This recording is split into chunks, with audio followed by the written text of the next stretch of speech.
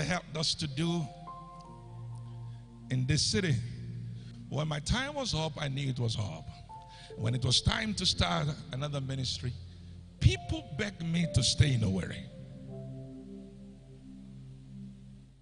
I remember an elder begged me, said, Pastor, if you agree to stay in Owerri, I will give you land. That was the temptation. But I knew the time was up.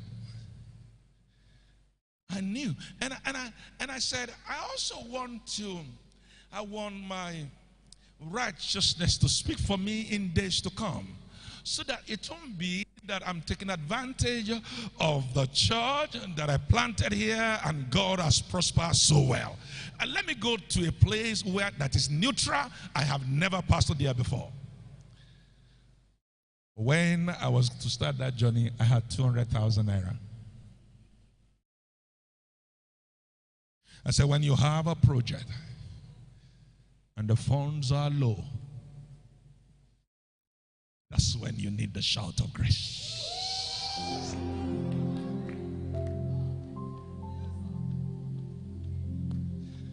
Is someone still here? When the need is mountainous and the pocket seems empty, that's when you need the shout. Thank you, sir. It's like you're catching up with me now. It's like somebody is catching up with me now. I said, when you have some unusual need, that even if you put your salary for the next 10 years together, they can't get it done. That's when the shout of grace takes off.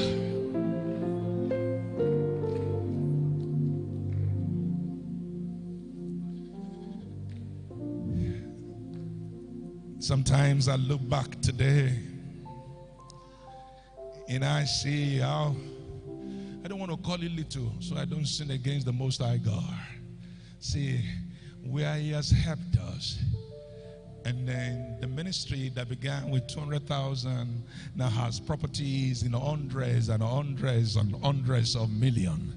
I said, Lord, how did we get here?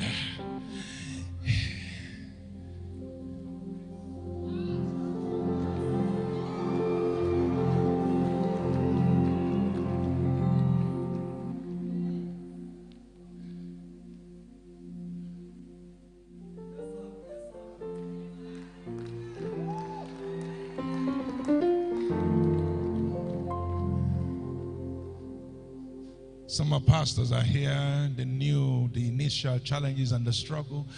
When we bought the Rumuokwuta land, that land was 42 million. To clear the ground, we needed 70,000 naira, and we didn't have it to clear the ground.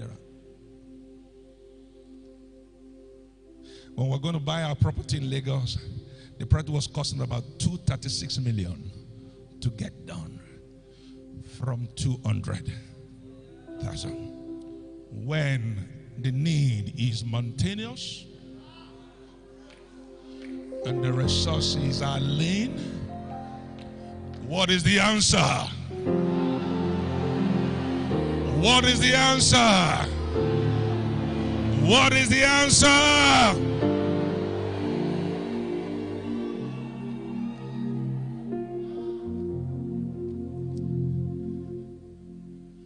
I'm closing in 5-10 minutes.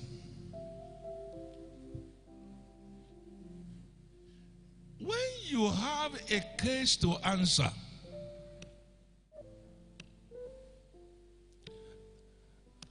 and you are made to face a panel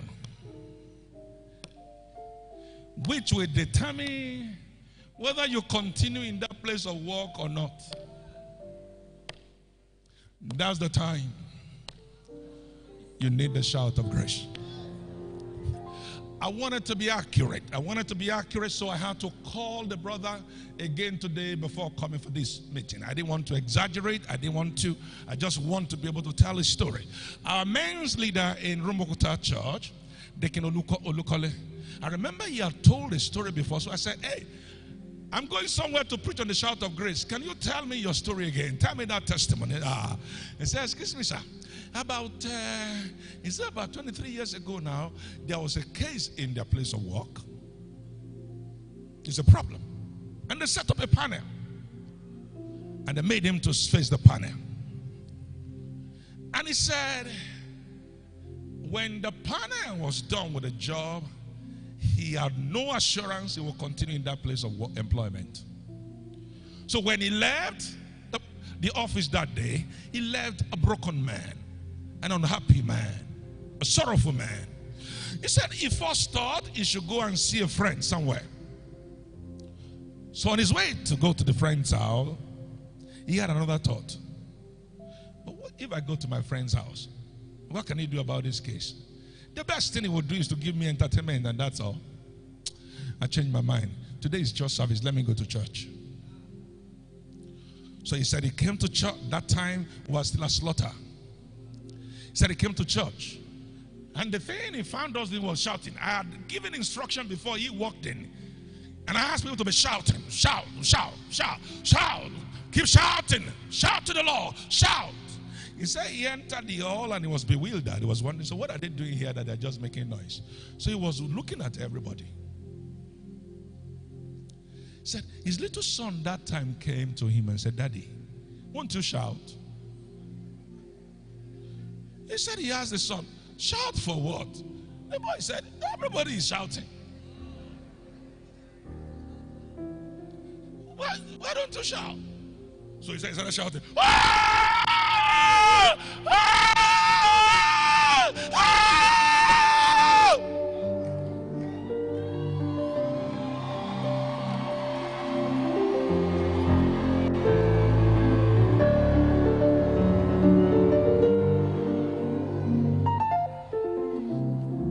By the following Monday, he said he got to the office and he was hiding because he just knew his own was finished. His supervisor, direct supervisor, was looking for him. As he was trying to dodge him, the supervisor met him by the gate. He said, why are you running around? I said, that case is dissolved. You are absolved. You are acquitted. You are not going to be fired. When you have a panel to face, you have a query to answer, you have a question that is troubling you, that's the time to call for the shout of grace.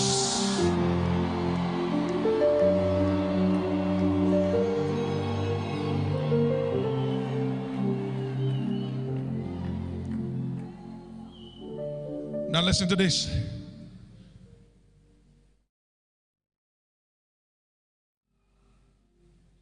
Looking for the right word.